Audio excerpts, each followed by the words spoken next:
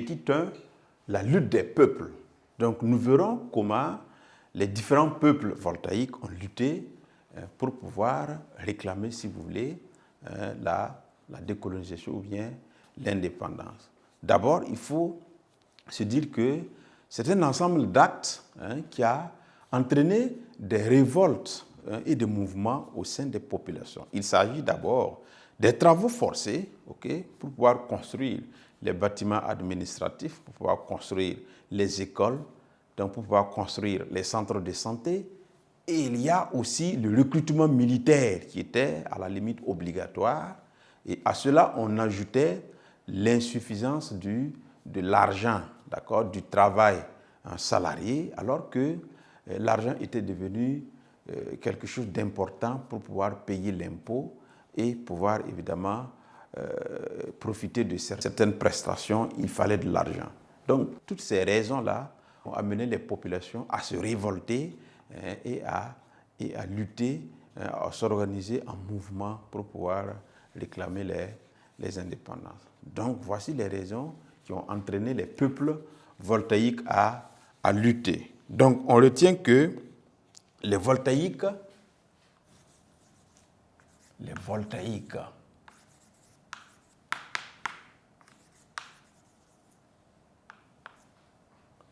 vont subir,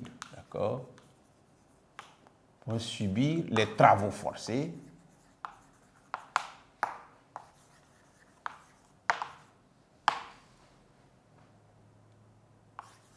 le recrutement militaire,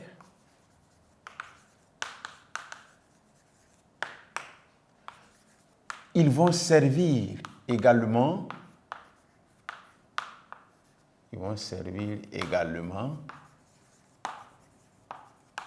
de main-d'œuvre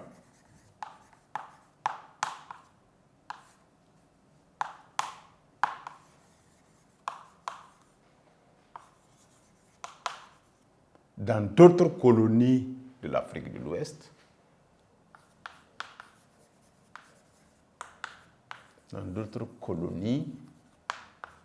de l'Afrique de l'Ouest.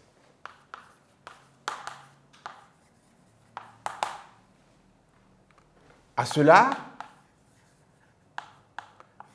s'ajoute l'insuffisance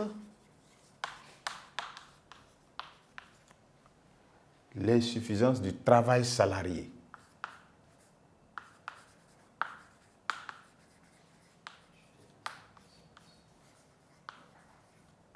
Alors que l'argent était devenu évidemment indispensable. Etc. Point. D'accord? Cette situation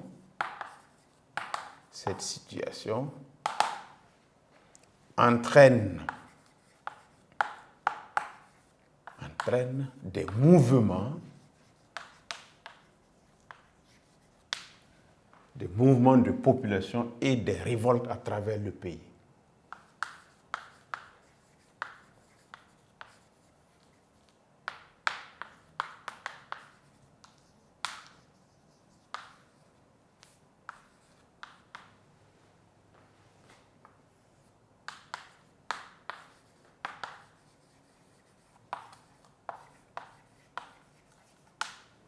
Donc voilà les causes des luttes, d'accord?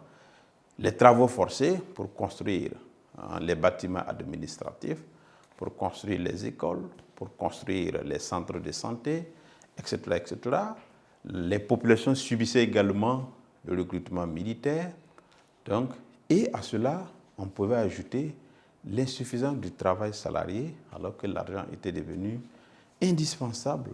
Donc, toutes ces raisons-là ont conduit les populations à organiser des mouvements de lutte et des révoltes au sein de la population.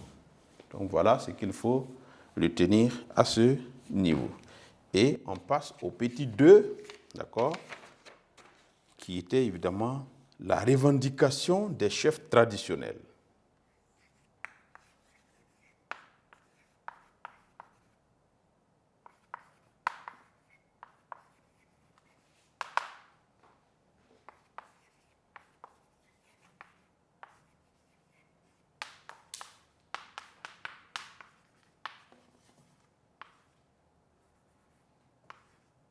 Alors, il faut se dire que les chefs traditionnels ont joué un rôle important dans les mouvements pour la décolonisation au Burkina Faso.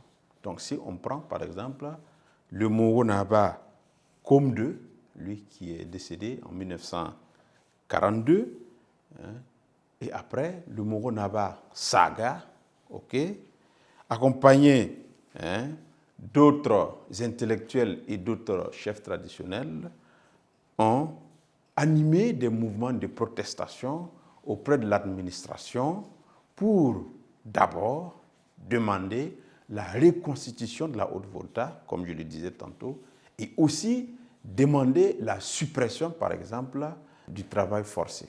Donc voilà un peu ce qu'ils ont fait. Donc les chefs traditionnels, sous le leadership du Moro Naba Kom II et après Saga, pour pouvoir réclamer la reconstitution de la Haute-Volta et aussi la suppression du travail forcé. Donc, c'est des efforts, on peut prendre beaucoup d'exemples. Et pour pouvoir avoir la reconstitution, le Moro Naba a su regrouper autour de lui d'autres chefs, comme je le disais, le chef du Yatenga, le Numbado de Fada et beaucoup d'autres chefs influents qui étaient d'accord avec le chef. Et le Moro Naba s'est déplacé pour aller voir le chef du Yatenga, alors que les coutumes, par exemple, les coutumes lui interdisaient cela. Mais pour l'intérêt supérieur de la nation, donc on a dû quand même violer ces coutumes-là pour pouvoir travailler ensemble, main dans la main, et obtenir un résultat satisfaisant. Donc c'est dans ce sens-là que nous avons considéré la revendication des chefs traditionnels comme une étape importante à retenir à ce niveau. Donc, on y va. Le Moro Naba. Bon.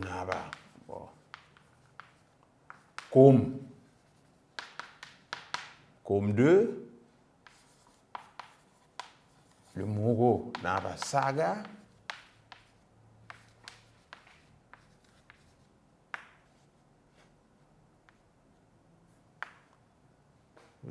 d'autres chefs traditionnels,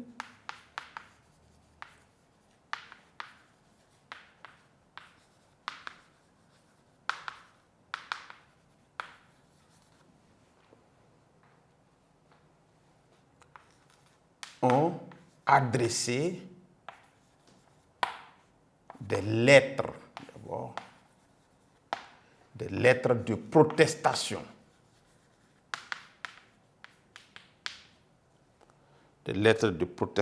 à l'administration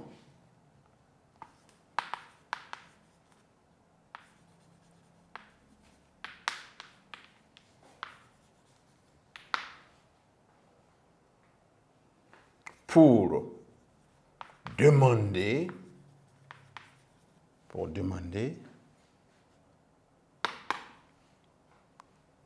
des points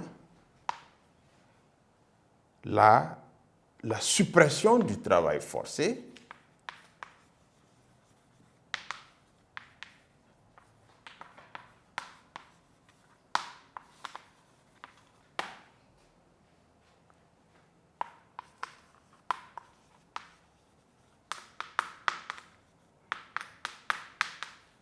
la reconstitution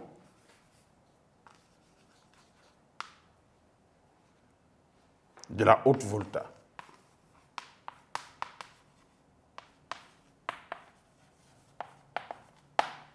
Donc voilà les deux principales revendications des chefs traditionnels auprès de l'administration générale. Et les revendications, c'était d'abord la suppression du travail forcé et, bien entendu, la reconstitution de la haute volta. Et en 3, on verra la lutte des élites